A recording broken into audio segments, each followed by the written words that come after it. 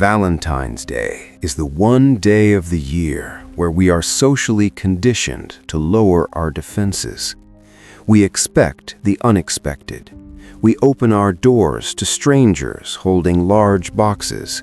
We agree to meet people we hardly know in places we've never been, all in the hope of making a connection. We want to believe that the red roses and the chocolates are signs of affection, but obsession looks a lot like affection in the beginning. And sometimes the person trying so hard to get your attention isn't looking for a date. They are looking for a victim.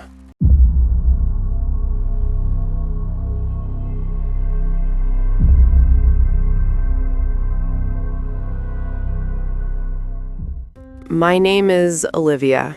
This happened 2 years ago. I was a sophomore in college. I lived in a cheap apartment complex just off campus. You know the kind of place. The hallways always smelled like old carpet, the fluorescent lights flickered constantly, the walls were paper thin, but for a college student on a budget, it was home. The security was a joke. The front door to the building had a lock, but it was broken half the time. Anyone could walk in off the street. It started a few days before Valentine's Day, February 7th. I came home late from a study group. It was around 9 p.m. The hallway was empty. As I approached my door, I saw something on the floor. Lying perfectly in the center of my doormat was a single red rose. It wasn't wrapped in plastic. There was no card, just the flower. I picked it up. The stem was wet. It was fresh. I looked up and down the hallway. No one was there. I smiled a little. I figured it was a neighbor being nice, or maybe a guy from my psych class finally worked up the nerve. I brought it inside. 2 days later, on February 9th, I came home to find a second gift. This time, it was a box of chocolates, the expensive kind. Again, there was no note, no name, just the box sitting on the dirty mat. I started to feel a little uneasy. If it was a crush, why not leave a name? Why the secrecy? I asked my neighbor, Sarah, if she had seen anyone. She shook her head. She joked that I had a secret admirer. On February 12th, the tone changed. I was walking up the stairs to my floor. I had a heavy feeling in my stomach. When I turned the corner, I stopped dead in my tracks. Leaning against my doorframe was a teddy bear, but it wasn't a cute Valentine bear. It was disturbing. It looked like it had been pulled out of a dumpster. The fur was matted and gray. It was stained with something dark. One of the plastic eyes was missing. It looked like it had been gouged out. Tied around the bear's neck with a dirty piece of twine was a folded piece of notebook paper. I didn't want to touch it, but I had to know. I reached out with 2 fingers. I unfolded the note. The handwriting wasn't neat. It was frantic, jagged, scribbled in black ink. It read, "You look so pretty when you sleep." My blood ran cold. The silence in the hallway suddenly felt deafening. This wasn't a crush. This was a threat. I unlocked my door as fast as I could. I scrambled inside. I slammed the door. I threw the deadbolt. I threw the bear in the trash.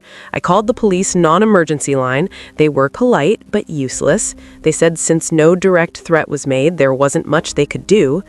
Valentine's Day arrived, February 14th. I canceled my plans. I didn't want to go out. I decided to stay in. I kept the lights off, except for the TV. I wanted to pretend I wasn't home. Around 10:30 p.m., the movie I was watching ended. The apartment fell silent. And then it happened. Knock, knock, knock. 3 soft taps right on my door. It wasn't a pound. It was gentle, almost polite. My heart hammered against my ribs. I sat frozen on the couch. I waited. Maybe they would go away. A minute passed, then 2.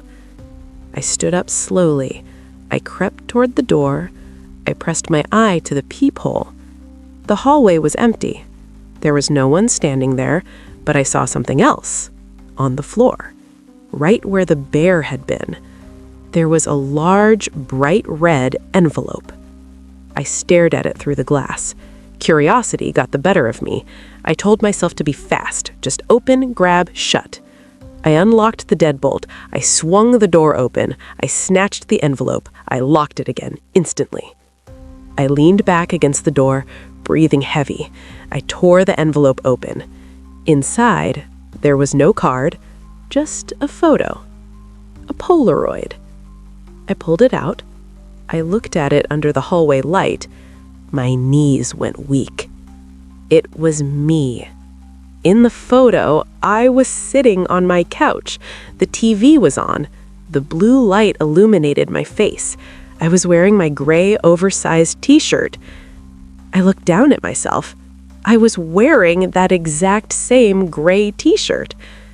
The photo was taken tonight, 10 minutes ago. But the angle, it wasn't taken from inside the apartment. It was taken from outside, through the glass. I dropped the photo. I ran to the living room window. I live on the first floor. My window faces a narrow alleyway. I always keep the blinds closed. I looked at the blinds. At the very bottom, there was a tiny gap, maybe an inch wide, just enough for a camera lens. Suddenly, my phone rang. Unknown number. I didn't answer. Then a text notification chimed. I opened the message. It read, "Why did you lock the door, Olivia? I want to give you your real gift." At that exact moment, the doorknob behind me jiggled. It wasn't gentle this time. It was violent, aggressive. Someone was gripping the handle, twisting it back and forth. Then came the pounding. Thud, thud, thud. "Olivia!" a man's voice screamed from the hallway. It was a guttural, wet sound.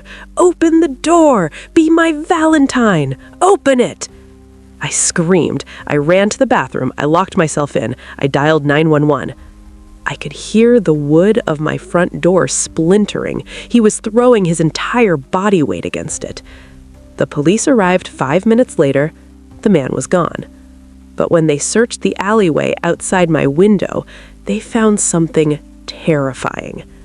In the mud, directly beneath that tiny gap in the blinds, was a mound of cigarette butts, dozens of them. Some were old, some were fresh.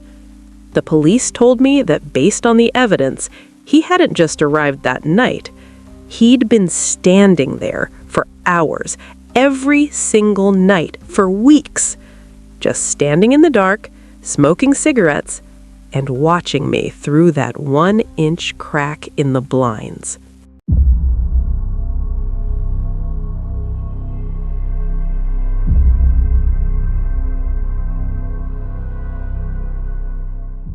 My name is Ethan. I'm an accountant living in Denver. I'm an introvert, so I rely on dating apps to meet people. Last year, I matched with a girl named Vanessa. Her profile was great. She was cute. She liked hiking. We texted for a week. She seemed normal. Funny, even. We made plans for dinner on Valentine's Day. On the morning of the 14th, she texted me. She asked if we could change plans.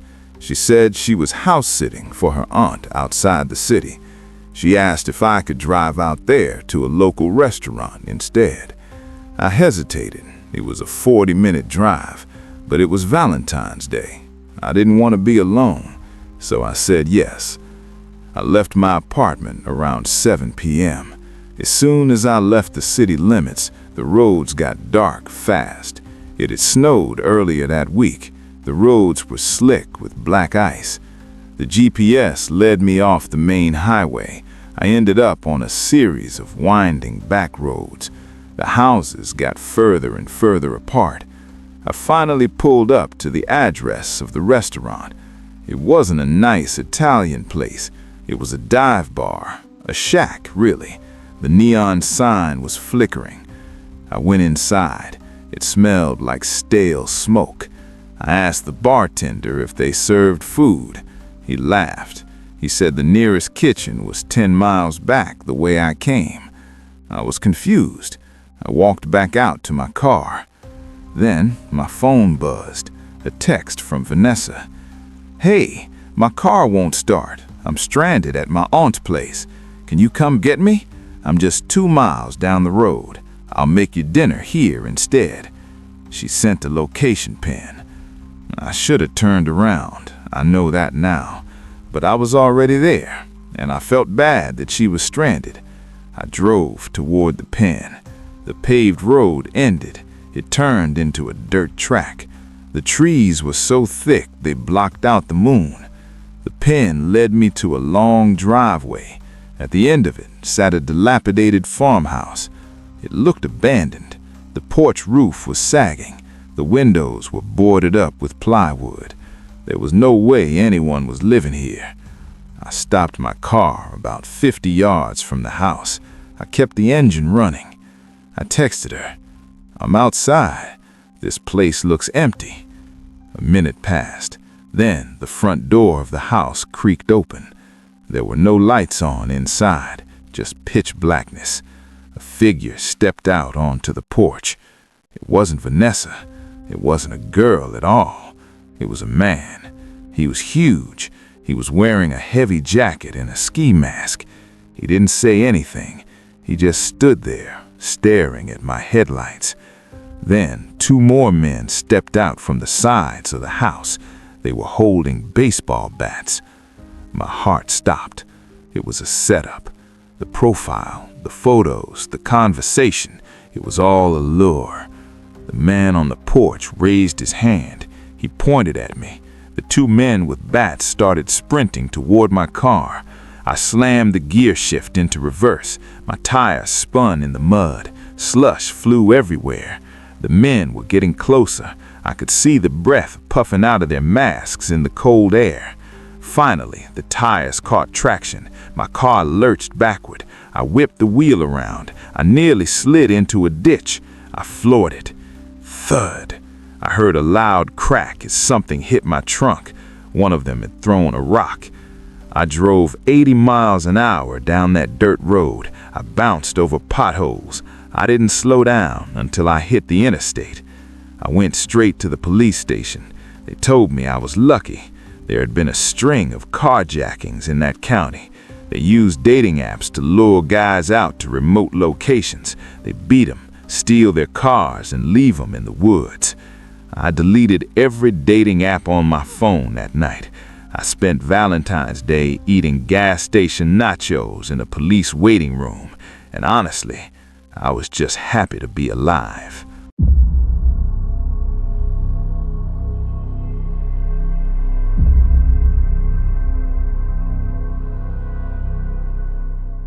My name is Grace. I work as a receptionist at a large corporate office building in downtown Seattle. Valentine's Day is usually a nightmare of a different kind for me. The lobby is chaos. It is a constant stream of couriers delivering overpriced bouquets, chocolates, and oversized teddy bears. By 4 p.m., the rush had finally died down. The lobby was quiet. Most of the employees were leaving early to get ready for their dates. I was tidying up the front desk, organizing the visitor logs. The automatic glass doors slid open with a soft hiss. A rush of cold February air hit me. A delivery driver walked in. He was wearing a generic brown uniform. It looked a little too big for him. His hat was pulled low over his eyes, casting a shadow over his face. I couldn't see his features. He was carrying a box wrapped in shiny, metallic red paper. It was large. He walked straight up to my desk. He didn't smile. He didn't make eye contact. He just stared at the counter. "Delivery for Grace," he mumbled. His voice was gravelly, low. I put on my customer service smile. "That's me." I signed the digital pad he shoved toward me. He handed me the box. It was surprisingly heavy. He didn't wait for a thank you. He turned around and walked out the door immediately. He moved fast, like he was escaping. I was excited. I had been dating my boyfriend, Jason, for about 6 months. It was our first Valentine's Day together. I assumed the gift was from him. I put the heavy box on my desk. I pulled out my phone. I texted Jason, "You're crazy. This box is huge. What did you get me?" I watched the 3 little dots appear on the screen, then disappear, then appear again. Finally, his reply came through. "I haven't given you your gift yet. I'm bringing it to dinner tonight. I didn't send anything to your office." I stopped typing. I stared at the phone. Then I looked at the red box. If Jason didn't send it, who did? I leaned over the counter to check the box again. I looked for a card. There wasn't one. I checked for a return address label. Nothing. Just a white sticker with my name and the office address printed in bold black ink. A weird, cold feeling settled in the pit of my stomach. The box suddenly didn't look romantic. It looked ominous. My boss, David, walked out of his office. He saw the box. "Wow," he joked, winking at me. "Secret admirer?" "I don't know," I said. My voice sounded small. I grabbed my scissors. I had decided to open it. I sliced through the tape. The sound was loud in the quiet lobby. I lifted the cardboard flaps. As soon as the seal was broken, a smell hit me. It was awful. It wasn't perfume or flowers. It smelled like sulfur, like rotting meat, mixed with an overpowering, suffocating scent of cheap musk cologne. It was so strong, I gagged. I covered my nose and mouth. "Whoa," David said, stepping back and waving his hand in front of his face. "What is that smell?" I reached in with my other hand. I pulled back the layers of red tissue paper. My heart stopped beating. There was no chocolate, no teddy bear. Sitting in the middle of the box, nestled in the tissue, was a dead bird. It was a crow. Its black wings were spread out wide. They were pinned down to a piece of white styrofoam. Its eyes were glassy and black, staring right at me.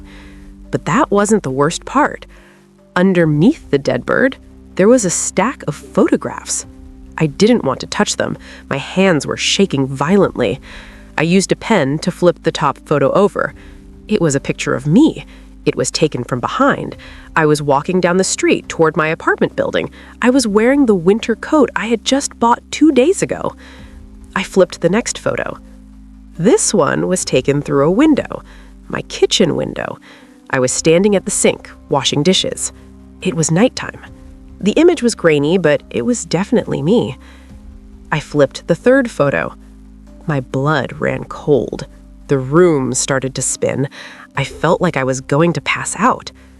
The third photo was taken inside my apartment. It was a picture of my bed. I was in it. I was asleep. My hair was fanned out on the pillow. The photo was taken from the doorway of my bedroom, looking in. I screamed. I dropped the pen. I backed away from the desk until I hit the wall. David immediately called security and the police.